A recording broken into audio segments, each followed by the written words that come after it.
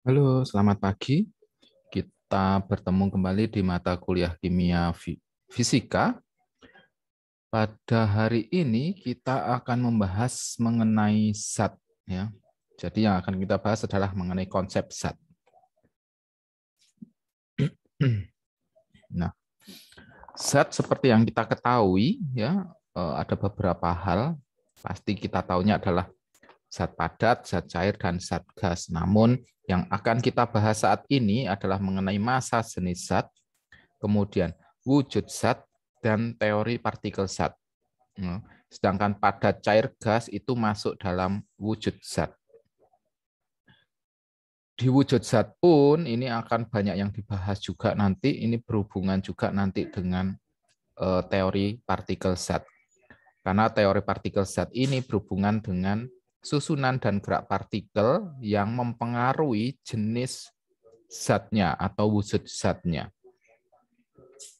Dan susunan serta gerak partikel ini juga mempengaruhi perubahan wujud zat seperti yang kita ketahui ada membeku, menguap, melebur, menyublim, mengembun, dan mengkristal.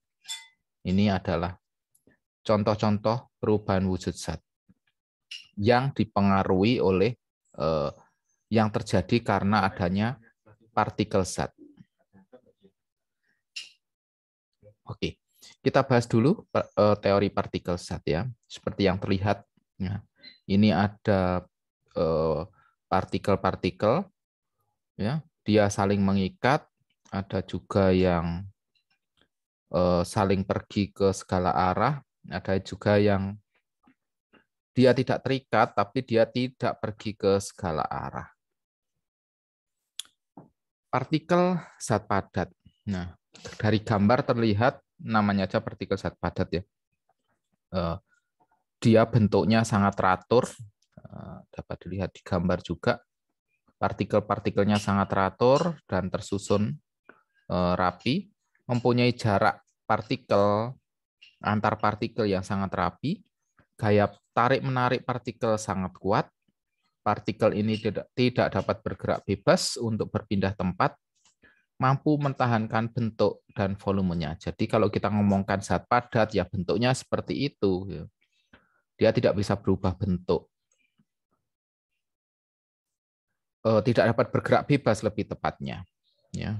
Jadi misalkan bentuknya persegi, ya sudah dia akan menjadi persegi dalam waktu yang akan lama.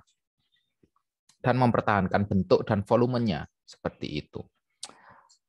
Beda lagi dengan zat cair, partikel zat cair. Susunannya ini tidak teratur, ya, atau kurang teratur.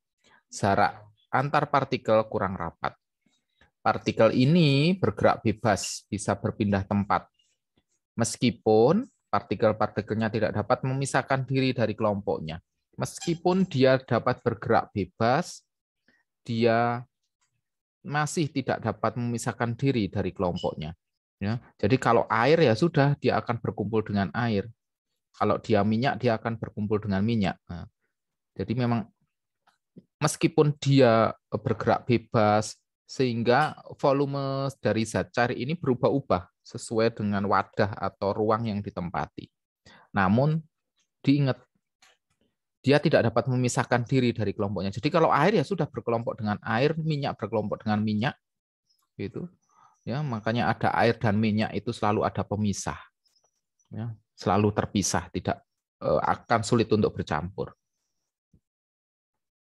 Sedangkan partikel zat gas ini adalah jarak partikelnya sangat jauh, susunan partikelnya sangat tidak teratur, gaya tarik-menariknya antar partikel ini sangat lemah, sehingga partikel-partikel zat gas ini bergerak sangat bebas dan cepat dalam wadahnya. Oleh karena itu, zat gas ini tidak dapat mempertahankan bentuk dan volumenya karena dia partikelnya sangat jauh, susunannya tidak teratur, gaya tarik-menariknya lemah. Jadi di ruangan ini masih ada gas, ya. Tapi karena gaya tarik-menariknya tidak kuat, ya, sangat lemah, maka dia bisa masuk ke ruangan. Hanya memang tidak dapat mempertahankan bentuk dan volumenya. Ya, kita nggak bisa nih lihat masukkan gas di toples misalkan. Kita pindahkan ke bercampur karena sangat lemah, beda dengan yang cair tadi. Kalau kita ngomongkan masukkan ke toples, ya sudah ada di toples itu. Kita ngomongkan sekarang adalah massa jenis. Ya, setelah tadi ngomongkan partikelnya, sekarang kita ngomongkan massa jenisnya. Massa jenis ini adalah kerapatan molekul, ya, kerapatan molekul. Ya, kalau dilihat dari ini contohnya ini ada yang satu ini adalah kelereng, yang satu ini adalah bola gabus gitu. Kerapatan molekul kelereng ini lebih tinggi daripada molekul gabus. Dalam ilmu alam, kerapatan sering disebut dengan massa jenis. Pengertian massa jenis sendiri adalah massa tiap satuan volume. Massa per volume. Ngomongnya massa tiap satuan volume. Massa jenis dinamakan dengan rho. Rho itu tulisannya kayak P gitu. Ya, salah satu huruf Yunani. Ya, jadi rumusnya rho sama dengan M per V besar. Di mana rho adalah massa jenis dengan kilogram per meter kubik atau gram per sentimeter kubik. Sedangkan massa benda M kecil atau massa benda ini satuannya adalah kilogram atau gram, dan volume V besar, volume benda dengan satuan adalah M kubik atau M pangkat 3, atau dalam satuan yang terkecil adalah sentimeter kubik. Ini adalah jenis zat dan massa jenisnya seperti air. Massa jenisnya adalah 1. Kalau kita ngomongkan gram per sentimeter kubik atau 1000. Itu. Alkohol itu 0,79, air raksa itu 13,60, dan seterusnya.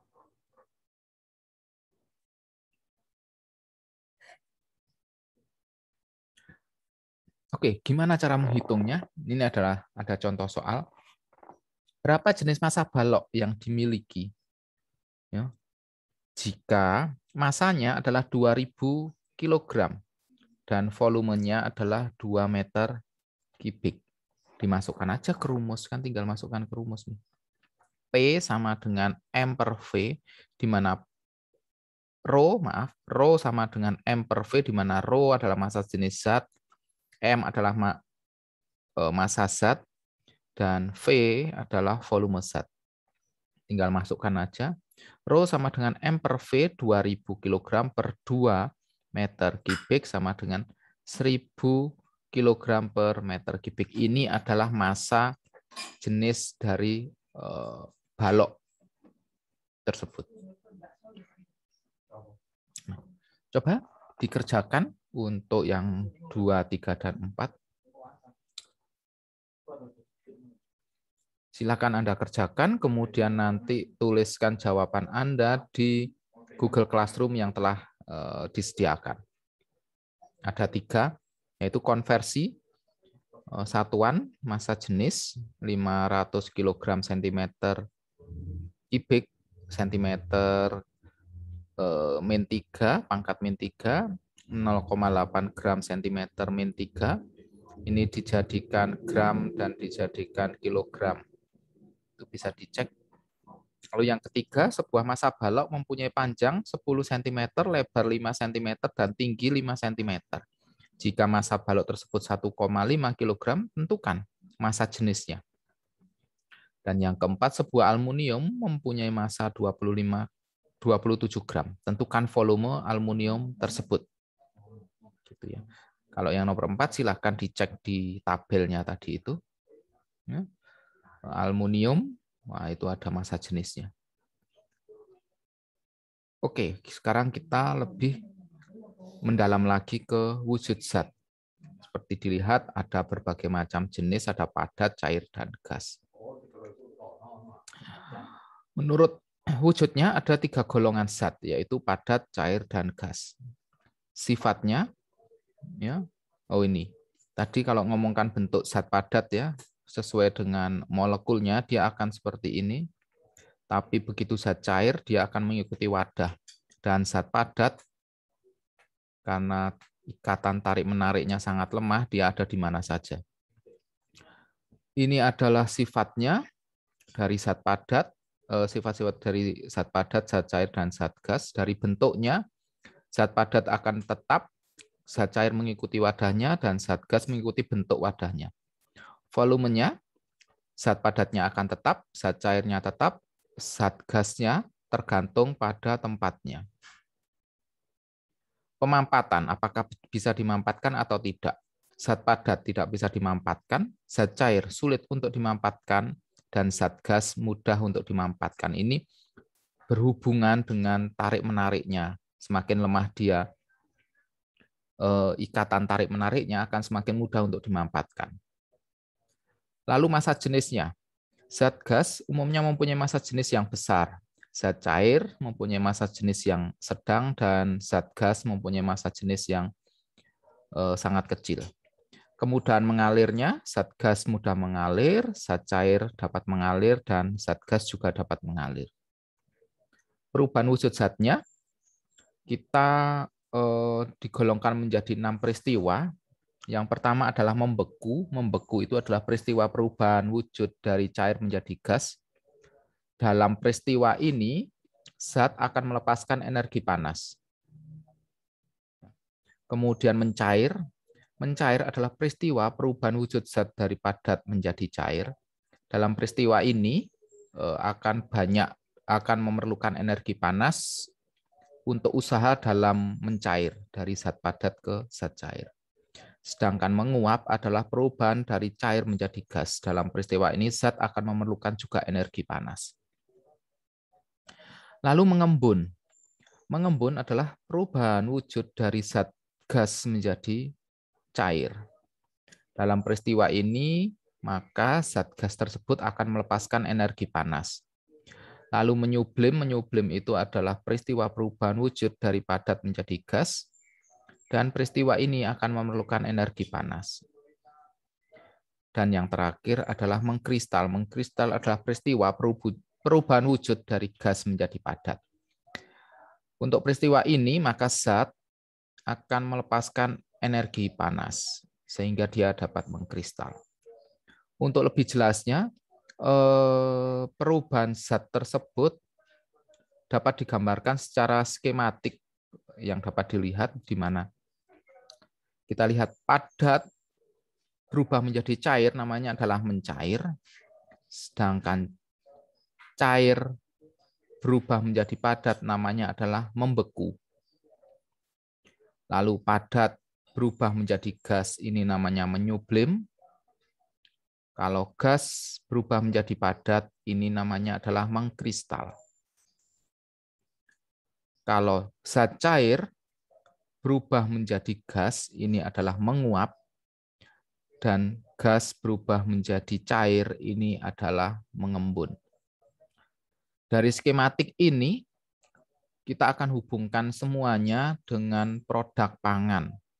Banyak produk pangan yang memang membutuhkan perubahan-perubahan energi sehingga membutuhkan panas atau melepaskan panas. Oleh karena itu, berdasarkan konsep zat dan wujud zat tersebut, ya, dari skematik tersebut, maka buatlah penjelasan mengenai olahan bahan pangan yang memerlukan perubahan konsep wujud zat. Sebagai contoh nih.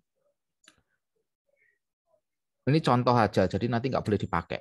Ya, saya mau buat telur dadar. Telur dadar itu berarti berubah dari cair ke padat. Kenapa? Telur yang cair saat kita buka lalu kita kasih panas, dia akan menjadi padat atau membeku. Ini adalah salah satu contoh penggunaan konsep perwujudan zat dalam bahan pangan. Anda akan membuat penjelasan mengenai olahan bahan pangan tersebut menggunakan konsep perubahan wujud zat tersebut. Silakan cari silakan cari 3 produk olahan pangan yang menggunakan konsep perubahan wujud zat tersebut. Dan silakan dikerjakan di Google Classroom, di tugas Google Classroom yang sudah saya siapkan. Jadi untuk kuliah kimia fisika ini ada 2 tugas ya. Yang pertama adalah latihan soal tadi. Ya. Dan yang kedua adalah mengenai olahan bahan pangan yang menggunakan konsep perubahan wujud zat.